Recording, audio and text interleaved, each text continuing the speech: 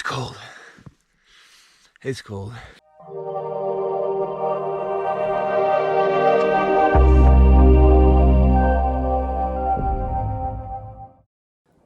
Hello and welcome, my friends, to another video.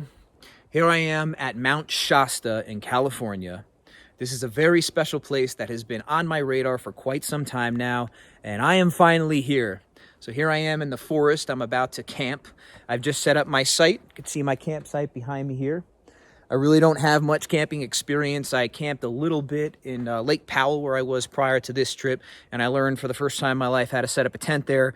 Clearly, I had to do that first so that I could come here to know how to set up my $25 Walmart tent and the other few little things that I got. And I am the only one at this site right now, so this is going to be, again, a trip of, inward discovery, of presence, of meditation, of honoring nature around me, really tuning into the energy here at the mountain. So Mount Shasta is the root chakra of the world. And the reason why it's important to me is when I initially decided to come on my journey, my intention was to visit high energy centers around the world and ancient sites. So this is one of them. Some say this is the most powerful energy center in the United States. And just like we have chakras in our body, that correlates to the world as well. So we have 7 energy centers in our body. There are also 7 chakras. There are also 7 chakras around the world in various countries. This one is the root, the base chakra. So in the human body, the root chakra is located, if you're new to chakras, the root chakra is located at the base of the spine, near the perineum.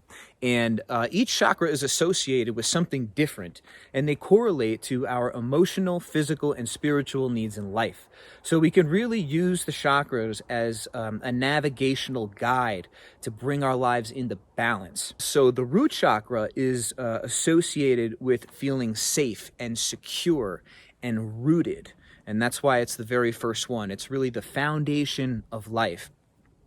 And if our emotional needs are not met and we are not feeling safe or secure in life, maybe we're in fear or in a fight or flight mode, then most likely that chakra is out of balance. So this is where energy work and Reiki and things like that come in, and you can use these tools to bring yourself into balance, and then it manifests in your life. Like I used to be kind of all over the place, so I would imagine that like all my chakras were out of whack, and I spent a lot of time over the years bringing myself into balance, and then it correlates to my life as everything else comes into balance. The stories about Shasta go way back. So they say that there was an ancient civilization called the Lemurians who lived at Shasta long ago, thousands of years ago. It was a civilization, I believe, that was even before Atlantis.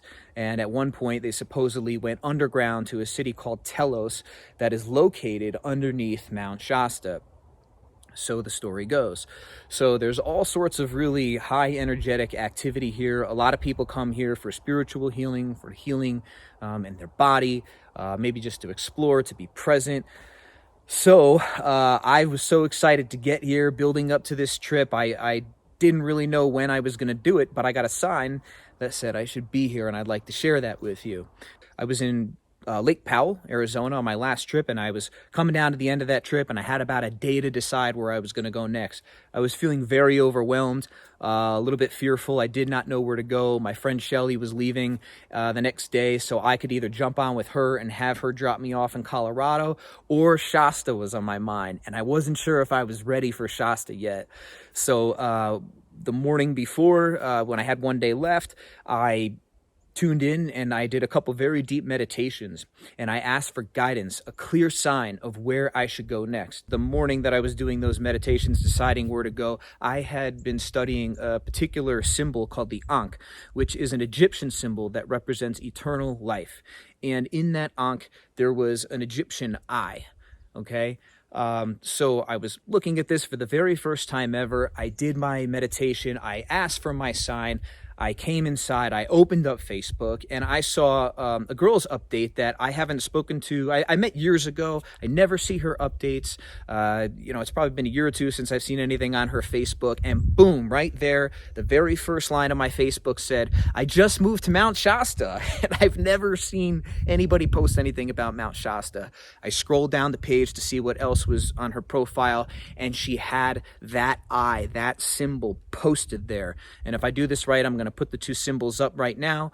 On the left, I'll put the one that I was studying, and then on the right, I'll put the one that I saw on her page. So immediately right there, I knew this was the place. I'm coming to Shasta. Let's go. So I was taught that when we come to these sacred sites, we must ask permission to the spirit of the mountain before entering and bring some type of offering, a gift, if you will. Before I drove up the mountain, I offered this flower to the mountain. I said a prayer. I asked for permission, and then I took the rest of the sunflowers that I had and I set them around my tent here. I did my own little ceremony, and I created a circle of protection. I called in Archangel Michael to protect me while I'm here, to keep me safe. So I'm also learning that when we come to these sacred sites, they are known as activation centers. Things can happen. You can have energies activated within you, and but it's not about that. It is about actually offering your own energy to the site. I'm practicing what I'm learning. I'm putting it into effect. I come in, I tune into my heart, I actually send energy to the mountain, and I want to create that kind of communication, that connection with the mountain, and just really see what comes of that. Really just be open to learning deeper about myself, learning deeper about nature. My plan here is to spend some time in silence, in meditation. So I'm going to be working with my own chakras while I'm here. It's a practice for me, and I'll let you know what happens and what I discover along the way. I'll do some hiking and hopefully enjoy this beautiful camping experience. I was facing a little bit of fear before. I did get out here and realize I was all by myself and that it's going to be freaking cold tonight. Wild animals, who knows what's around me. We can't have campfires, of course, because of the fires out here, so they're not allowing that.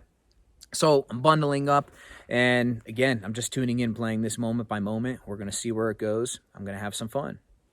So this is it. The sun is starting to go down, and it's getting colder outside. Give you the little aerial tour. Check out the pad here. I've got my tent. I got my beautiful chair set up. As you can see, the beautiful sunflowers, little front lawn decoration. I really like to bring the beauty and be reminded of the beauty everywhere I am. So I did set these up in a circle around my tent. All this camping gear probably cost me about $125. I got it at Walmart. Got a really dope blow-up mattress, sleeping bag that'll keep me warm up to 30 degrees.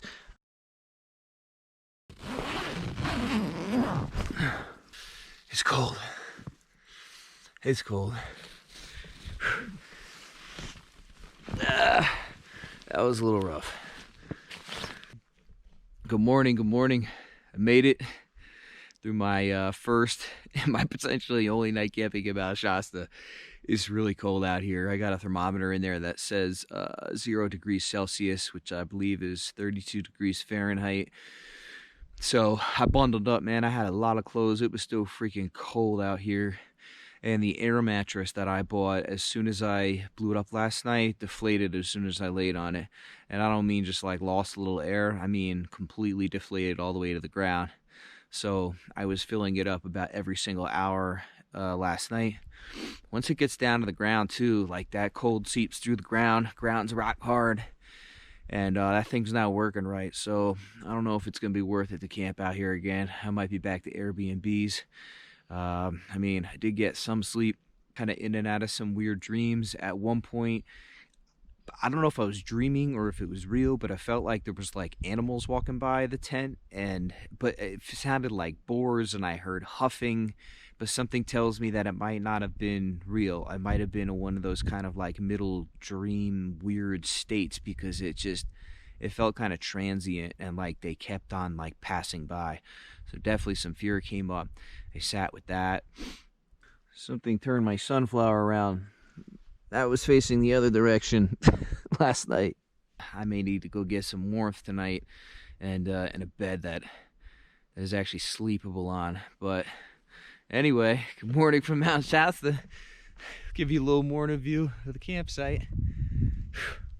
I'm proud of myself. I did it. I did it. Camped on my own. It's cold as a motherfucker. I want to thank Long Johns, whoever invented those. I wore them for the very first time last night, and they do work pretty well. The layers actually really helped. Now I'm going to do some breath work and some meditation. Pretty much been doing this every morning recently. I do some type of breath work, some type of meditation. I try to do it every day. It doesn't always happen. Right now, the breath work that I've been using is the Wim Hof breath work. I just go to YouTube, I play it. I really do feel a difference. When you breathe in the morning, when you activate your body like that, it gives me energy. It has me come alive. It's a little bit of like a natural kind of like caffeine high. Gets your blood moving, gets your blood oxygenated.